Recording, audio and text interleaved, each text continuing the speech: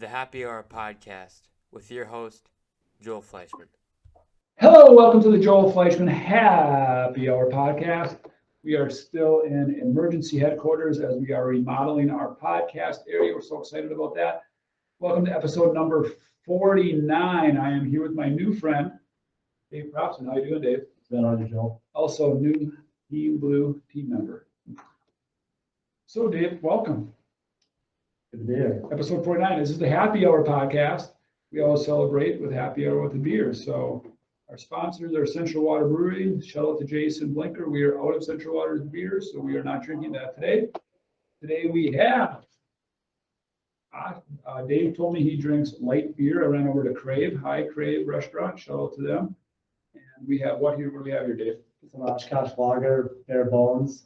Bare Bones right out on, just west of town out there on Highway 10, right? Oshkosh. Yeah. And I believe this is the old Chieftain, or it was like Oshkosh Chief Beer or something. It's an old logo. I think you have a good date It's or a something. crappy little label. Let's try it out. I have the Pigeon River Brewing Company, the Hefeweizen Heritage Lager, I believe it is, out of Marion. I think Hefeweizen is kind of here actually.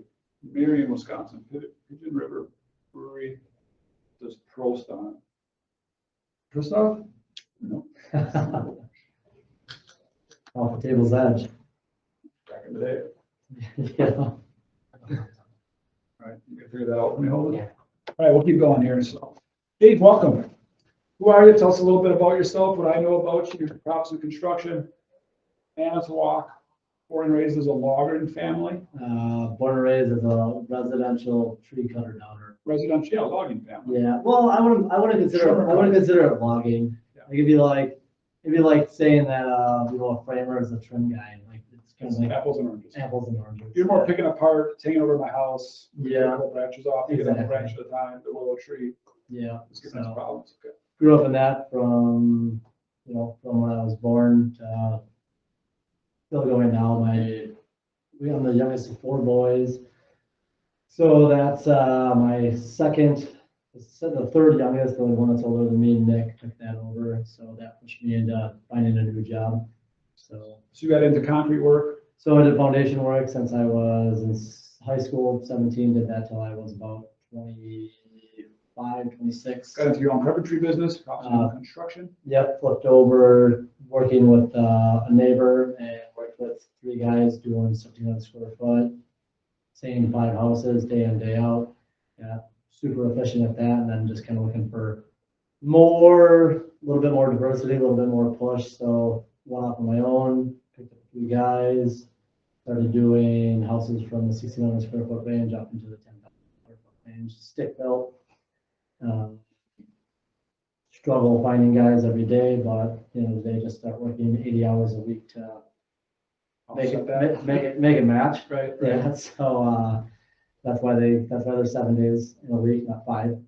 And then we just kind of started getting burned out on that, started burning out guys a little bit more than I'd like to have. So looked at the logistics of moving to doing components on apartments, and we moved into components on apartments just because it was a more continuous flow, better for the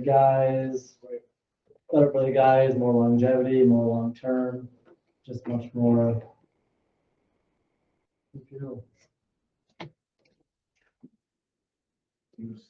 Then you get to shoot at it like a gun. Seems it more complicated than it needed to be.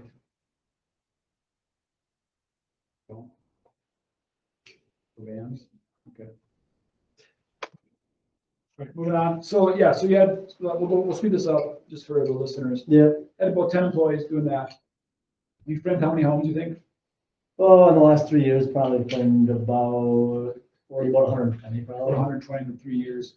I talked to you, we had synergy. You're obsessed with Offsite, I'm obsessed with Offsite. We talked, met at Crave Restaurant with your wife Jamie.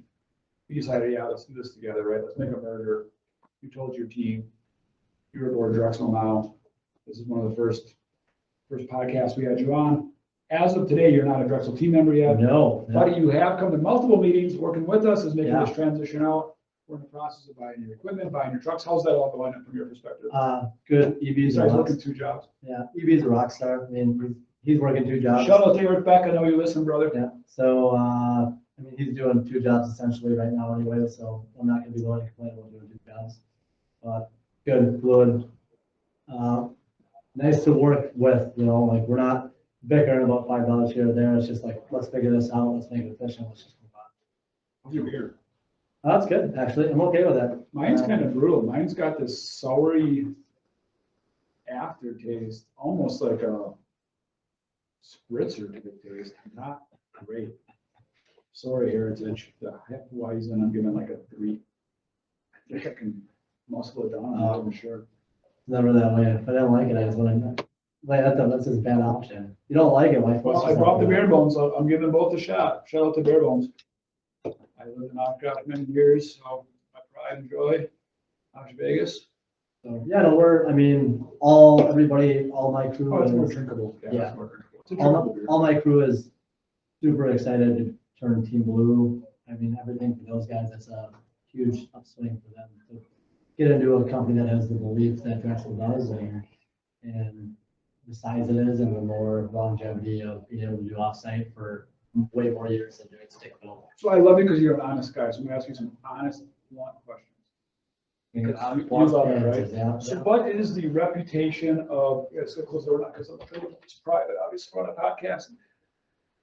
Your reputation, your perception of Drexel before you got here. My reputation of Drexel, from dealing with Drexel and dealing with every other contractor, I mean, how many different lumberyards do you think you've dealt with in the 120 homes? probably down to mainly 4, you know, so components from Wendrix, Wisconsin Building Supply, Builders First, and then Drexel, a little bit from Connell Lumber, from also from Connell Lumber. So what's your, And then API too, so. yeah, so what's 5, your yeah. experience level of the 5? Where did Drexel fall in and your perception? You know, so probably top end because all of your designers, like, so, I mean, we're doing a lot of, it ended up falling that a lot of the bigger monster customs that we were doing came through Drexel because we were dealing with like Dave Cavill and, Shout out to Dave. so CNC, and we're doing monster houses that is, they're not just simple. So being able to deal with I'm designers. very much a design build customer. Yeah. Custom even as they build. Yeah, It's a work in progress. needless to say. So, you know, dealing with designers like Chris Paulson, Shout out Chris.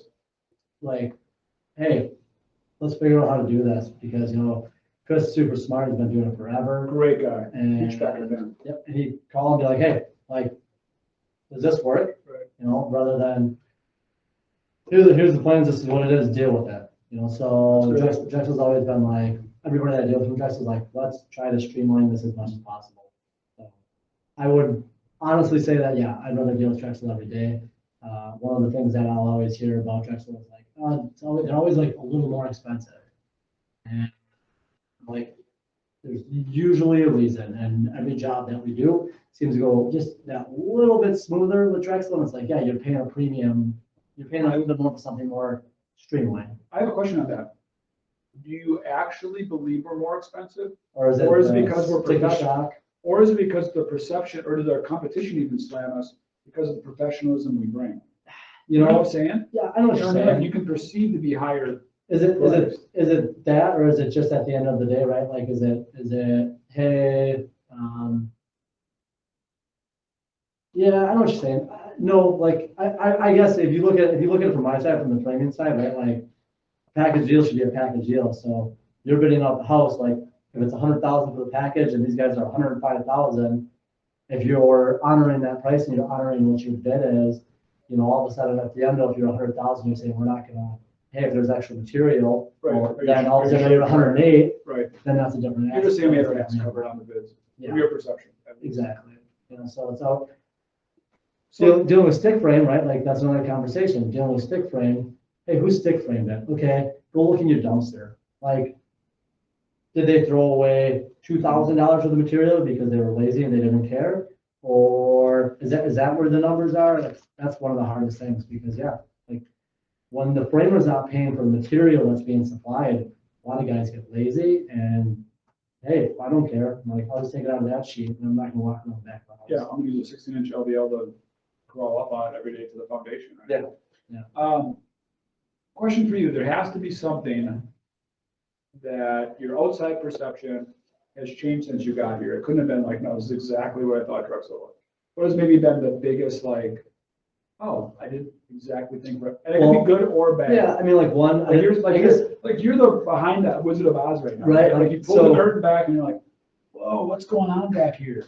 so like one, I didn't realize that Drexel was as big as it is.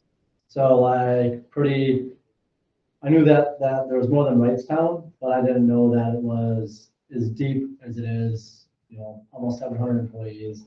Like, I just knew Wrightstown. I knew that you guys Team scooped members. up. Yep, team members. I knew that you scooped up, merged with Blinker. I knew you guys merged with Stu Szymanski. Like, so I knew that you guys were looking and growing and growing and growing. I just didn't realize that it was that big. So on a negative side,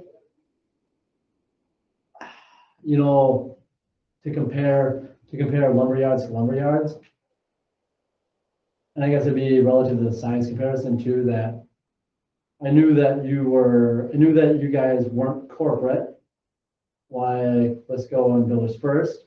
So I knew that there was a different dynamic. Every time that I deal with dealing with Mike Wardle, right? Like Mike will tell me, yeah, hey, we don't, like going back to conversations with Lexington, and like, hey, we want to partner. So I always knew that dynamic was relative. I didn't realize that it was so relative in such a large scale company, because the bigger you get, the harder it is to keep that perception going. So on a negative, I don't know. I don't think there's really been a negative yet. It's pretty cool to see the philosophy of like everybody working together and just everybody working as a team. And the amount of, for me, the funny part of negative maybe is the amount of meetings, right? Like, I'm afraid of like, just give me like, I need to go. I want to go, You're a doer, right? So it's like a doer, right? Yeah, so I'm like, going to go. I just give me my material. Let me just build it, and I'll figure it out on the way. And I get here, and I'm like, meeting. And I'm like, yeah, but the conversation of like, everything's prep work. And if you nail it on the prep work, everything goes together. There's a crazy thing, a perception about meetings. And I always hated meetings, especially when I was your age. Dave's only 31. Perception about meetings that they suck, right? And then it's actually a light bulb moment for me like a year ago. Meetings don't suck. The way meetings are handled suck. Right? Like if we're not getting anything out of it, if we're talking about something that we already talked about a week ago, if we had the meeting before the meeting, if we aren't saying things bluntly and clearly, if we don't know why we're meeting, if we don't have an agenda, if we're just rambling, if there's not to-dos and takeaways after the meeting, if you think about it, nothing good can ever happen if you don't have a meeting. Yeah. And you may not call it a meeting, you may went for a beer, but that's a meeting. So if you can formalize the meeting, which we call tacticals, and keep it in an agenda-based meeting where people have to-dos and action plans and takeaways, and don't resurface the same problems, and people are very open and transparent. And also the leader has to shut the hell up. So if it's just me talking to Dave for an hour, that's not a meeting. No. Right? These are the ideas that I had, and I'm just telling you my ideas, and that's what we're gonna implement. Yeah, That's not a meeting. Elon Musk had an interview lately, and he's like, that's why we run our meetings. Hey, if you're not getting anything out of this meeting, anybody that's not getting anything out of that meeting, they're like, you can get up and walk away. Yeah, please do. Please do. If you're not here, if it's not useful to you, we need to figure out. Yeah, and maybe you shouldn't have been invited to the meeting. Exactly. Right? It's not part of your world. Yeah. That was very good. So Drexel, for lack of a better term, bought your construction company. Yep. What the hell is Drexel doing buying framing companies? What was that about? So, I mean, the future concept is Offsite, is building as much components in a factory to streamline all of the issues on site building a house. So why would we bring framing in-house? So framing in-house is all relative to you're getting rid of the weather, you're getting rid of down days, you're getting rid of lack of waste, you're getting rid That's of. Offsite, but why would Drexel bring the framing? Why would Drexel bring the framing? Because at the end of the day, if one company can control all of the parts of the puzzle, you minimize clarity, you maximize clarity, minimize issues, you streamline it, And at the end of the day, you're able to install your own product, which then brings down, if there's an issue, hey, not a 30-minute conversation between the lumberyard, the window guy, this guy, like, The builder. the builder, everybody comes down, it's like, hey, we're in this together, literally from point A to point, G, Yeah. almost, it's one company. Z So, to the framing package. yeah, Z to the framing package, G to the final product. Right. And my perception of it is the builder and every other category, that's how he operates. Yeah, Right? The builder plays the plumber to buy the supplies and provide the labor. The lumberyards have been dumb and framers have been dumb and said, hey, no. You provide the labor, I'll provide the sticks. We're all gonna somehow get along and somehow improve. One of the problems is continuous improvement. We're not getting genuine feedback from framers. Lumberyards aren't providing genuine feedback to framers. We're not on the same page. no, Because we have different goals. You're about speed and efficiency. We're about supply and lumber. So we need to combine that up, and the builder can just say, I just want to pay one price. I don't know how many times the builder told me, I just want to pay one price to you guys. Why can't I? I think that's where we're at. well, yeah, and the biggest thing is even if you focus on offsite components, I'm talking to Shelley about this, of the actual scheduling, where Shelley Teskey. Hi, Shelley. in the beginning, I'm looking at it going, okay, in the beginning, we talked to Shelley about, just subbing out, right? And I'm like, okay, Shelley, like, what I'm really worried about is, what if my components aren't there? What if there's an hour lull in between here? What if this? What if that? I'm like, on my side, I'm like, okay, crane. On my side of the framer, I'm like, this seems like, to be completely honest, it seems like a complete logistical nightmare that there's no way that it can run streamlined. That I can keep 4 to 5 guys going and not hit huge pockets where I'm tapping my toes. Right. So by taking that and saying, hey, now we have all of our own framers, we have everything in-house. The only person we're hurting is ourselves. If we can't streamline this process down to the T, that's it. There's no finger pointing, there's no nothing else. It's just literally one-stop shop. The builder doesn't have to be, the builder's on this conversation of like, hey, my framer sent me back a $1,500 crane bill because your trucks didn't show up. Like, it's just no headache. Right. And then if we hire a framing contractor, we are still partnering with them, but yeah, some in-house crews, because we can do the continual improvement very real time. Not that we can with outside crews, but we can fulfill more jobs with outside crews as well. Yeah. So are we competing against other framing companies? Like we're trying to eliminate them, or what's their deal? We're their competition now, or what? I mean, right, that would be the essential theory, but really good example, like Redo Homes, right? They have, their main builder name is Jim Berlin. Jim Berlin is doing, I would say, I don't know, Jim could probably do about 20 houses a year for him, stick frame with his crew. They do a really nice job. They're super efficient. But it's like, hey, like, Jim, we can provide offsite for Redo. And if Jim wants to keep framing and do the offsite, now Jim can do 30 and he can do it for another 5 years of his life because his guys aren't bent over doing this and that.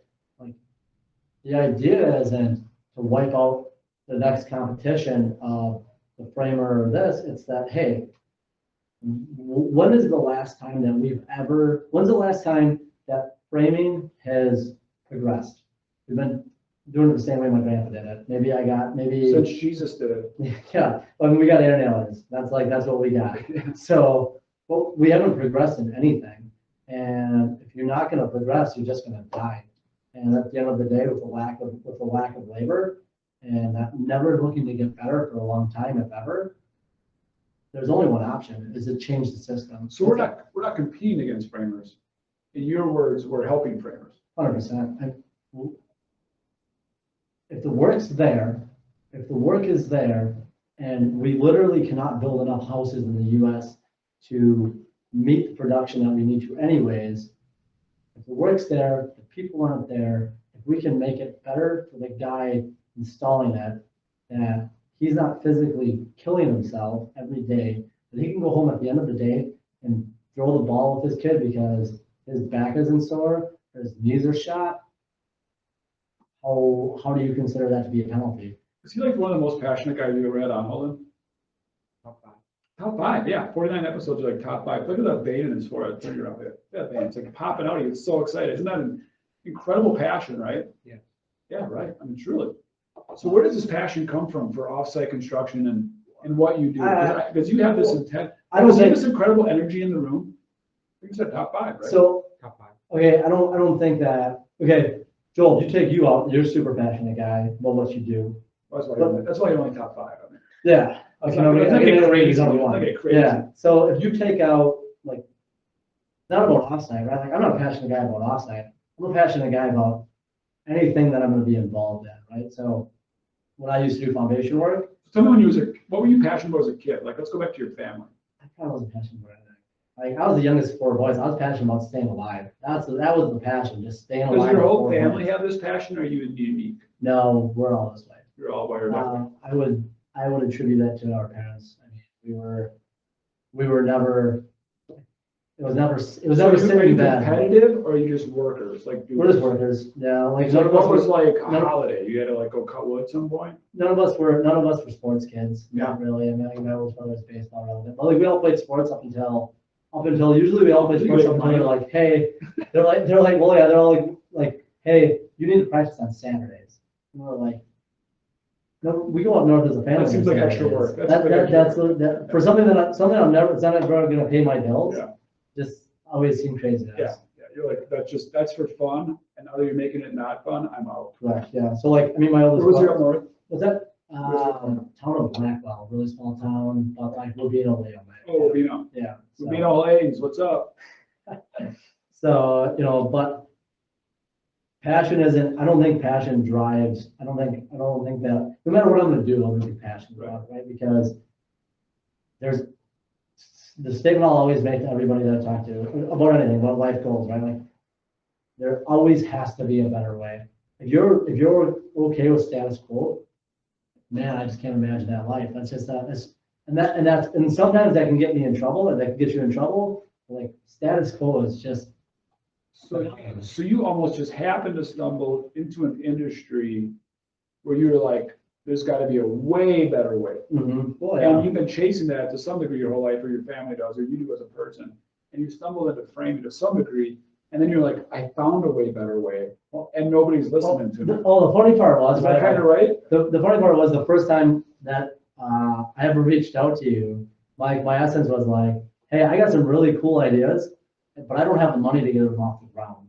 I was like, everything that you're doing, everything that Drexel's doing is like innovative, pushing the edge, super, like, let's make it better. I was like, and you guys are big enough that you got things that you can possibly get off the ground. No, And it's I very, couldn't. it's very, we are in I think Drexel it's a great observation, because I do think we're in a sweet spot.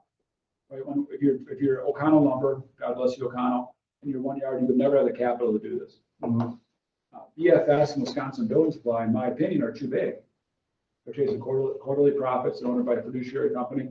Very hard to just invest in the future when you have to chase quarterly profits. Yep. And I'm sure they're doing some wonderful things, and sure O'Connell lumber is too. But we're kind of in a sweet spot. Yep. Because this is risky. There's no guarantee.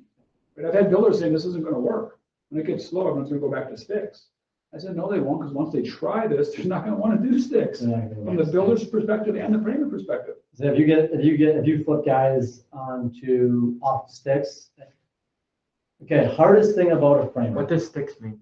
So, yeah, that's a great question for those listening in. That's why we love Holden. Yeah. So what does sticks mean, right? So if we build a house, we're going to do a material list based on a house needs plan, right? You understand that? And we're going to ship loads of lumber to the house. Okay. Then a guy like Dave's going to assemble lumber on site. I'm gonna look at the plan, it's gonna tell me, and say, hey, I need to cut all the headers, I need to cut everything. All I'm getting is raw lumber, and that's it. And then he assembles it, right? That's called stick build. Offsite construction is we will actually have a designer at our facility in Amherst, and they will actually virtually build it with a 3D design. And then in our factory, we'll use highly $500,000 saws, $1 million saws, cut it to places. Really skilled people will put it together under a roof. We'll stack it on a truck with the windows in it, professionally installed. We'll send it to him, and he'll put it together more like a Lego set and a puzzle. I thought Drexel doesn't build it. We do build it at the factory. We do frame it now. We are starting to do that, correct? We aren't the builder, but we'll do the framing packages because it's different. We're not the GC, we don't That's what have, you do? we won't, yep. Yeah. So one way to say it is currently how most homes in Wisconsin are built are if you ordered a car, they're gonna send you the parts and throw them in your driveway. Yeah. What we're gonna do is actually take it as far as we can in the factory and then bring you the assembled car. Okay. And that's how we're changing the industry. That's how we're changing the world over because that's so fundamentally better. So the first thing we're gonna do on stick build is he's gonna cut up a bunch of lumber. And about 10% of that goes in the dumpster. Or- Think of climate, think of waste, think of dumpsters, think of cost. 10 to, and you might say 20%, but at least 10% of the stuff is just junk and it's brand new. I think you hit a In 10, the factory, we take sawdust, we sell it to Bemis for toilet seats. I think you hit a 10% margin if you have a good framing crew. Yeah. That everybody's on the same page. I mean, really good example, right? Like, somebody makes a header list, hey, go cut all these headers. Here's stuff about the windows. Yeah, so like some like 2x12s, 2x10s to hold up your roof trusses. Somebody makes a header list and they forget to add the 3 inches in extra for the shoulders. Well, all of a sudden you have a 2x12 that's 60 inches long. It's not usable. So, $3 a foot, guy made that tree for 40 years, there's Yeah, nothing in and- 2x12s, goes right in the dumpster. and I'm the framer and I don't buy the lumber. So you know what I'm gonna do? I'm gonna throw it in the dumpster. I'm not gonna waste my time pulling off the 60 nails that are in that header. Like, and it's hard because do I blame a framer for that? Yeah, I do. Do I understand where a framer's coming from? 100%. All they're bidding is all they're bidding is labor. Here's a real problem. That's hard Here's a situation. real problem. Right now, most houses have 2x12s all the way across because the framer on site will just say every window gets 2x12 headers, okay? Okay. In reality, the header is supporting the window, is supporting the roof. Headers can be different size based on the weight coming down. So in offsite construction, you'll see headers at 2x4 or 2x6, saving the customer and the builder a ton of money. And we're saving a lot of trees. But on site, that's almost irrevocable because it's all about time and efficiency on site. So I'm gonna save you $4 for sending over 2x6, and Dave's gonna scream back, again, there's a shortage of labor. You want me to build this house in 7 days. It's 10 degrees outside. I'm using 2x12 all the Have way you ever around. run out of trees? No, God makes more all the time. Did you know how that works? It's like the only good thing that we got going. It's for the us. world's best renewable resource, Yeah. my friend. God makes them all the time. And beyond that, there's more trees in the United States now than when Benjamin Franklin was alive. And then And Canada. in Canada, every time they plant a tree, every time they rip out a tree, they plant two. Okay. Don't forget, the forestry industry wants to do what? So wood. They want to make money. And they own the land, so guess what? They plant trees. Yeah. You go back 100 years ago, 200 years ago, yeah, they were just cutting everything down. They weren't looking futuristic. They were saying, I need this to build this. And they're like, we'll figure out the rest later. It's a long-term farm. So forestry industry is no different than a corn. But we see it quickly in 90 days, right? Yeah. So a farmer's always gonna have corn because he replants it. Tree companies do the same thing and forestry companies do the same thing, but it's a 100-year plan. But they have a 100-year plan for almost every acre they own. And it's millions and millions and millions of acres. There's no tree shortage. So, So that's kind of a little bit of what we were talking about. A couple other things that we should probably talk about. Where do you see this going, right? So right now, Drexel, well, you're in the Green Bay market primarily. For people who don't know this, how many homes in the Green Bay market? This is like the Elon Musk, Tesla kind of fun stuff. In the Green Bay market, we'll ask Holden first. What do you think percentage of the homes in the Green Bay market? City of 100,000, metropolitan area, suburban area. probably 500. Yeah, 500,000 if you kind of include the Fox Valley. How many homes are there? No, like 500 probably. No, don't get a number. I want to know the percentage of homes are off-site construction in the Green Bay area. Of the new homes that are going to be built this year. Acres? What? I don't know. Stick versus off-site residential homes. I couldn't. Yes, just based on all the 49 podcasts, you have no idea. Throw a number out. 20. 20%, so 1 in 5 are off-site. Yeah. What is the actual I number? would say 20 total houses right now. So 1%. What? Less than 1%. Less than 1% are off-site. Right? How does it? Doesn't make sense. If it's so good, why aren't people doing it? That's why Dave's so passionate. That's the opportunity that Drexel has and the state has. The question I love for you to answer that, Dave, why do you think this technology has been around? The crazy part, you're not sitting with two visionaries. That's that's kind of the sad part, where like me and you don't feel so cool. Yeah, We're not visionaries. We're not Willy Wonka. We're not Walt Disney. We're not Elon Musk. This technology has been around Holden since at least 1970. yeah. And in some parts of the country is standard, like 80% of the homes. In Europe, it's 100% of the homes. In Wisconsin, it's almost zero. So again, we're not like doing anything really cool, even though we get really fired up that we are, and we think we are really cool, we're not. In your perception, why hasn't it taken off? Okay. Let's just say Green Bay, Well, I'll cut Green Bay out and I'll go a little bigger and say, Wisconsin. say Wisconsin. One, we have an exceptionally good labor force in comparison to the rest of the country. Like, So they weren't forced to do it. yeah, we're not forced to do it, right? So like, we have labor here that when you go to other places of the country and you say, like, oh, where'd you work? And you're like, I work in Wisconsin. Like, shit, we'll hire you. We don't care. Like, we don't even know you. You're a good worker. You're a good worker. Right, Yeah, right. you're a good worker. You're from the Midwest. So we've never been forced. So that's one. Two. Okay, yeah, essentially forced because of our labor. Two, change is hard, right? Like, change is impossible. I would be willing to say, if you go back in history, find the things that are so normal to you today, and you would go back and you will find when that was invented, by the time it hit Streamline, it was probably existed for 10 years. And you just can't force people into doing things that are new. That's very simple. So we're not very good at change around here. Like, we never have that. I think perception, panelization didn't work, so it was a simplified process of walls. And Yeah. walls does not save any money. So it was not offsite, it was just walls. And you're like, dude, I don't save any money doing walls, and everyone agrees. That's three. Lack of ability to build something other than just a 1,600 square foot, 8-foot wall. It wasn't custom, right? Banger, So now, with like Jason Blinker being involved, like, hey, is this too complicated? No, like, what do you want us to do Tuesday? Like that's it, right? Like, Here's one where you might have been thinking of. I think the number one reason in Wisconsin, there's never been so many other places in the country have had this, and Drexel is that, an integrated source. Guess Yeah. what? Lumber yards do not want to go to panelization offsite. They don't have the factories. Their volume, their margins go away. They become non-existent. They can't sell you sticks. Right, and framers perceive they're gonna make less money, which is totally wrong. You're making money, why change it? Like, as a lumberyard, you're making money. Even if I wasn't making money, I can't get panels because the truss manufacturers in our state don't want to do offsite. Why?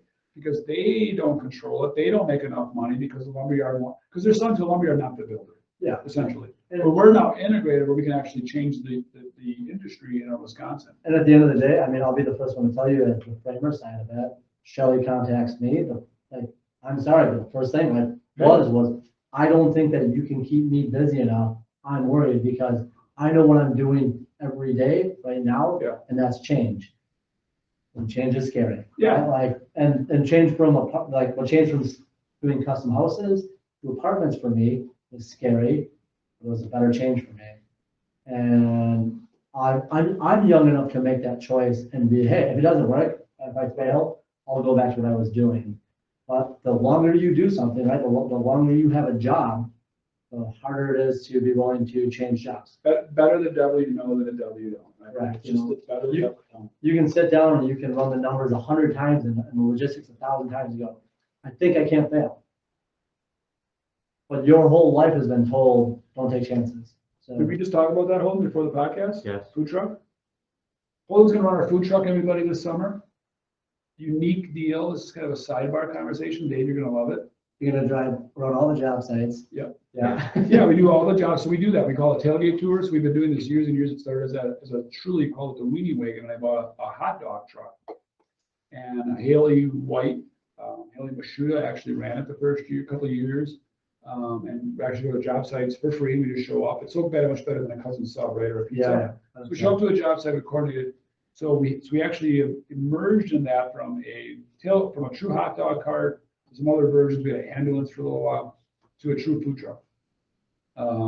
and then who runs it, and it's all been kind of like a college intern that does it for a summer, and he or she sticks around for a little while, and Connor Kissinger, hello, and some other people have done that. And now we have a food, like a legit food truck, so we're like, let's put this on steroids. Let's have Ludo run it, and let's do more things than just go to job sites with it, right?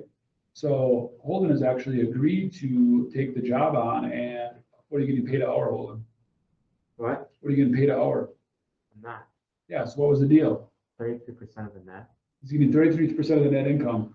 Who's setting the prices? You? Yeah. It's his business model. All right. I So like how it. much you know about business models? None. How much you know about business models? So I offered him to mentor him a half an hour a week as we build a business plan. And again, where's the confidence come from? We just talked about that. Confidence comes from a good business plan. Yeah.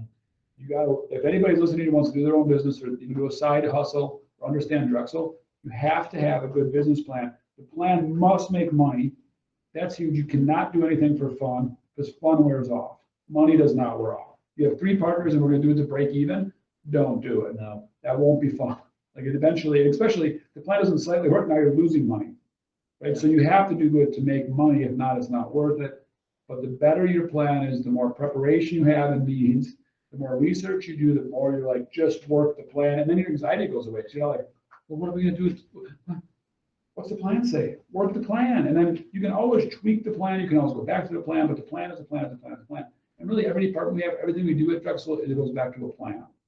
Period. And don't lie to yourself. Like, don't lie to yourself. Don't make a 0. Don't add a 0 because it needs it. Be like, well, if I don't add in those 30 hours I put in, like on Saturdays and Sundays to make this happen, then I'm making money. Yeah. You can't lie to yourself. Yeah. The biggest. Or you know, it looks like we'll add 20 brats, but I guess we'll just sell 50 to make the plan look good. You can't make the plan look good. Yeah. Like go conservative. If anything, goes conservative in the plan and then be surprised. Don't go the other way. Yeah. Don't talk yourself into it. That'd be awesome. Never talk yourself into an idea. Yeah. That'll be awesome. I've always said I always do it this way. Do the opposite. Talk, because everybody you talk to about an idea or business plan is going to tell you what, Holden. Say it. Everyone that you know, what the college you pick, the girl you date, the business plan you have, the dreams you have, what are they going to tell you? You know it. No, they're all going to tell you, great, good luck. That sounds great. Yeah. I have this really wonderful idea and you'd be all excited about whatever. And I'm going to say, that sounds great. No one's going to talk you out of it and be like, Holden, that's stupid as in hell. Let me see your plan to go to George Washington. Yeah. What? I'm a dream stomper. I call it dream killing. Yeah, I'm a dream stomper. That's what I'll do. Tell me why it's going to work, Yeah. right? Like, prove it to me, bro. No, I call it dream killing season. Like, I just go around and I'll just start shooting people's dreams down. No, Yeah. right? So that's kind of what we do. That's kind of who we are. It's kind of what I do with all the guys that work with me every day. Ryan's like, nope, that's crazy. That's not gonna work. Yeah. And at the end of the day, right, it hurts your feelings, but it helps you not fail. Yeah, no, Like, but then you gotta like prove it to me and then just follow the steps. It's super easy. Yeah. I'm gonna lose 30 pounds in 30 days. No, you're not. Yeah, I am. How? Why? Where? There's a basketball Who? player from Duke again. You can do it in 3 games. Sorry? No, there's this guy who plays for Duke. He loses like 7 pounds of Oh, water weight. Water weight Yeah, per game. Makes sense. Yeah. Okay, cool. So let's, I'm good. What else we want to talk about? What else we want to talk We have about? the Billboard Like the view, like, I think we like Pretty nice. semi started on vision was, like, where do we want to see this, right? I mean, where do I want to see it? Yeah, stay in Green Bay. Just like stay in Green Bay. So right now we're at 1% market share. Where do you want to be in 5 years in Green Bay market? I'd love to be at 15% market, and only being at 15 because we as Drexel are busting our asses to keep upping what Drexel can do for quantity output. Based on our capacity, not the demand. Yeah, 100%. Which sounds shitty because, like, at the end of the day, we want to be able to supply as much, everything that's asked of us. But we also have to realize it's not realistic. And you know I want what? people knocking on our door going, And you know what? It's also not perfect for every builder because you have to be super organized. Offsite construction is about planning and the plan and preparation and scheduling. And not every builder is as organized as they hope they will be. And offsite just more for them. And that's totally good. Like if you want to build it as you go and make wild changes and not really have a defined plan as you build it, you are definitely not an offsite customer. I will scream that to you. Yeah. So I don't think it'll ever be for every builder, and it won't be for additions, and it won't be for some projects. My dream would be that I'm still alive for, I don't even know if I'll be working here, that it would be standard in our industry. The whole Yeah, Wisconsin. driving Which I by know a it's job standard site, means. driving by a job site, seeing somebody stick frame and going, what the hell are they doing? I'm already there. I mean, once you start seeing it, I think you are too. Once I start seeing people stick, I'm like, wow, really? Like, you're gonna just kind of keep framing that for like 4 weeks with 2 dudes? Like, oh, Lord, help me. All right, cool. Let's do Billboard. You have like 5 more minutes if you're talking. If you want. We've been rambling enough. Like, I'm done. I got my beer. I feel as the passion is out of this pot. You can't control my pot. I wrap it up. How's the passion out? He's a top 5 passion guy. Because that's what we do. Like, we take it, we Like take the whole balloon, we just suck it dry. The issue with passion is you'll end up in like left field really quick. Yeah, lost. shots. Like, Yeah. all of a sudden, like, shirts are off. Like, and like, I control the passion. Okay, so So the Billboard question that I always ask, if you haven't heard a pod in a while, is one big giant billboard. Is there anything you want on it? What is it and why? so there's personal and there's Drexel, right? Like, so So you have 2. I have 2. Yeah, I have 2. Captain Passion, like I think you're the only guy that's ever had 2. Personal, yeah, like personal and Drexel. Right? Is it you only had 2 ever? I don't know who's ever done 2. I'll let you have 2. Okay. No. Yeah, you can do 2. That's not how it's been. Personal and Drexel. Okay. You'll appreciate my personal. I'm letting you have it. It'll be an So- extra 5 minutes. This is why we had extra 5 minutes. Okay. So like 10 years ago, Wait, you have to get everyone else in it. Don't worry. You get wait. You get way too if their personal is as good as this one, they can do it. Okay. So 10 years ago, my dad, like up in Green Bay, there's these billboards that literally all it is a big American flag, super wavy looking, kind of looks two-dimensional, three-dimensional. My dad's like, I think that's the coolest thing in the world. I'd love that on the shop, like full-size billboard, we should put on our shop. I'm like, all right, sounds good. I'll check into it. So I called Jag because Jag was the one that had it up, and I said, hey, can I buy that print off of you? Can you give me one? They're like, well, maybe. And I was like, well, what do you mean maybe? It's got to be your print because it's just like an empty billboard that you guys are just using up. They're like, no, it's not. They have a guy who was, on average, would have 5 billboards up at a time, and that's all it was an American flag billboard. And he was paying for it out of his pocket, no advertisement, no nothing. So the billboard thing you actually did. Like straight up boss. Like that's a lot of money that guy was Yeah, right. spending just to be like, I want America. to see flags when I drive around. Yeah. Like that's the most boss thing I've ever seen. So I was like, yeah, like money didn't matter. That's my billboard. Yeah. No advertisement, no nothing. So going to Pretty good. like it's just cool. So why do you love your country? Considering everything that's going on. Well, I mean, at the end of the day, it's what you want to make it, right? Like you wanna mope around, and at the end of the day, like you could be in Ukraine, but like that's it, right? You could be in Ukraine. You could have all these chances to not have chances. You have chances to do anything you want to do. If I you still do think- anything you want to do or not want to do. I still think we are the land of the home, the free and the brave. I'll take the free- People want to deny that. I'll take the free and the brave. I'll never say that we're the best country out there. Like that's like a crazy statement. No way. There's a here. After this, I'll show you a video. I'll send you a video of a TV show that's Costa like Rica? no, like a TV show that's like they asked that guy that question, like list up all the stats of like why we're not probably the best country Then out where would there. you rather live? That's bullshit. Oh, I will Sweden? Yeah. I'll send you the video and then Like some I'll send you simple. the video. You'll appreciate it. You'll be like, okay, that's bullshit, but I can understand the statement. Yeah, well, then I Because, don't, like, you can't like, say like like freedom, You can't like, just send You me say some like video. freedom, but there's like 100 countries in the world. Where's Cinnabon? No, Germany. I disagree. Like, so where would you guys rather live? Where's Cinnabon? I gotta get back to you. So you can't blindside me with really big questions. Oh, that's Germany. Never mind. Well, you just said we're not, and then you have nothing to feel like live. I wouldn't say that like we're the best. Like to say you're the Sweden's to awful. say you're the best and just like you gotta have stats to back that up. Yeah, I can. Yeah. You want me to do that? I think that Do there's it. other countries that are out there that have just as much opportunities as we do. I totally disagree. North Korea. Not just based on. I think we don't appreciate how much technology we have. Correct. I don't think we appreciate the cost of living we have, the infrastructure we have, the roads we have, With- the schooling we have. I don't think we With- appreciate on top of I don't that, think the infrastructure is true that bad. freedom we have in America, and we are very little controlled, With- especially in Wisconsin, thank God. Maybe I not would California. I would never say that I'm the best at something if I don't know all the stats of every other person in the game. I think I've done enough research to say every other country, there isn't like a country where you're like, oh yeah, that's cool. I mean, unless it's like a country of like No, 8,000 people. Now I have a pet project. Yeah. Okay, so, so now going to Drexel Billboard, took me 45 minutes to figure out the answer in the shower. So, That's really awkward, 45-minute shower. no, it was probably more than half. We should talk about a waste of water. Hey, America, we can do that if we want. I'm on a well, so, Yeah, we're Exactly. water all day. yeah, free water. So, it would have to be a digital billboard. And we'd have to work with a company that's willing to change it every probably 2 days. And every 2 days we change it, and it would be a new joke, like a new dad joke. Like just a very simple dad joke that you can read. Because at the end of the day, it would be a dad joke, answer, Drexel, supplying happiness. Because you just want to make somebody smile on the way. Right, that's it. And then, what's that? Give your dad joke prepared.